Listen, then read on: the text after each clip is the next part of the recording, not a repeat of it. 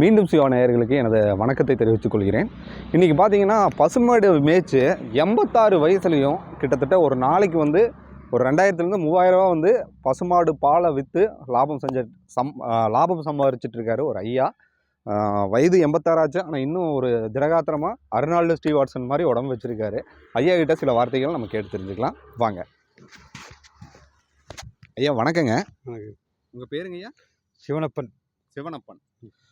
ஐயா நீங்கள் என்ன தொழில் பண்ணிட்டு இருக்கீங்க? நான் இப்போ வந்துங்க விவசாயம், மாடு, ஒரு கடைங்க. என்ன கடை வச்சுருக்கீங்க? அது பெட்டி கடைங்க. விவசாயம், மாடு, ஒரு கடை வச்சுருக்கீங்க. பெட்டி கடை தானுங்க, பெரிய மளிகை கடையில் இல்லைங்க. விவசாயம் என்ன பண்ணிட்டு இருக்கீங்க? விவசாயம் வாழை போட்டுக்கிறேன். வாழை போட்டிருக்கீங்க. எவ்வளோ மகசூல் ஆகுதுங்க? மகசூல் வந்து எல்லாம் அந்த அளவுக்கு நஷ்டம் தானுங்க. இப்போ எல்லாம் காற்று கொழுந்துருது. காற்று கொழுந்துருது. ரெண்டாவது வந்து அதில் வந்து பூச்சி புழு கீழே வேர்களுகள் வந்து அது கொஞ்சம் பாதிப்பு. சரிங்க. இப்படியெல்லாம் பார்க்கும்போது அது வந்து பெருசாக ஒன்றும் லாபம் கிடையாது. ஒரு ஈக்குவலாக தான் கிடைக்கும். ஓகேங்க.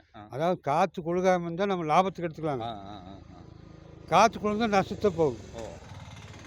காற்று கொழுகாமல் இருந்தால் ஈக்குவலாக பண்ணிக்கலாங்க. லாபம் இல்லாமல் இருந்தாலும் ஒரு ஈக்குவல் பண்ணிக்கலாம். காற்று கொழுந்தால் அது நம்மளுக்கு கை காசு நஷ்டம் தான்.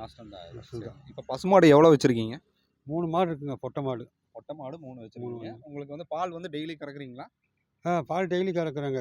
இப்போ வந்து எல்லாம் சென மாடு ஆயிடுச்சுங்க எல்லாமே. காலையில் ஒரு நேரம் கறக்குறேன். ஒரு மாடு மட்டும் கறக்குறேன்.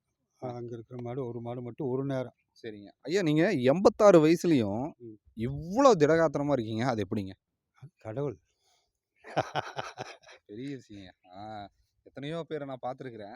ஆனால் உங்களுக்கு 68 வயசு தான் ஆச்சு. ஆனால் 86ன்னு சொன்னால் சரின்ட்டீங்க. ஆமாங்க ஆமாங்க. ஏன்னா நம்ம பொய் சொல்லக்கூடாதுங்க. கண்டிப்பாங்க. நம்ம ராசி வந்து துலா ராசிங்க. கரெக்டாக இருப்பேங்க. கண்டிப்பாக கரெக்டாக தான் இருப்பேன். அடுத்தவங்களுக்கு கெடுக்க பார்க்க மாட்டேன். நம்மளை கெடுக்க பார்த்துருப்பாங்க. ஆனால் நான் கெடுக்க பார்க்கல. கடவுள் நம்ம பக்கமே இருந்துட்டேன். ஓகே. காலையில் சாப்பிட்டீங்களா? உப்புமா.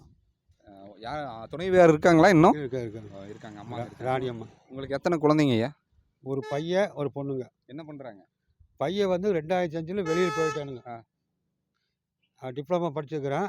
2005 வந்து வெளியே போன பையன்.